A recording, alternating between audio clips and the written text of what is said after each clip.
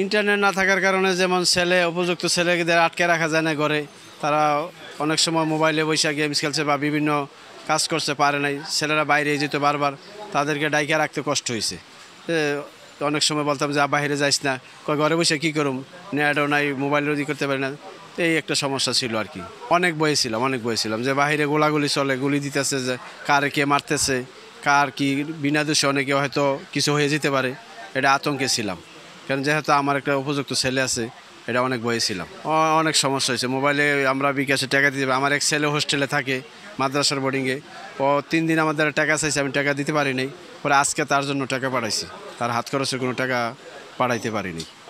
মোবাইলে রিচার্জ করতে সমস্যা, মানে পার্সোনাল মোবাইল দিয়ে রিচার্জ হয় নাই, অনেক চেষ্টা করছি, দিতে পারিনি, তারপরে দোকান থেকে আজকে টাকা পড়ছি।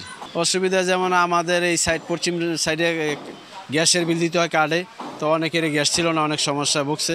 আমার বাসায় অলরেডি এক লোক আইসা বাদ পাক করে নিয়ে গেছে, ভাই আমাদের তো গ্যাস শেষ হয়ে গেছে গা, এরকম অনেকের কষ্ট ভোগ করতে হয়েছে। খাবার পানি তো দেখা গেছে ওরা আনতে অনেক সমস্যা হয়েছে, পানি পাম্পে যাইয়া খোলা পায় নাই, আটকায় রাখছে, অনেক সমস্যা হয়েছে। আমরা যেমন বাইরের ট্যাপের পানি খাইতে হয়েছে, এই আর কি সমস্যার ভুক্তভোগী হওয়া লাগছে।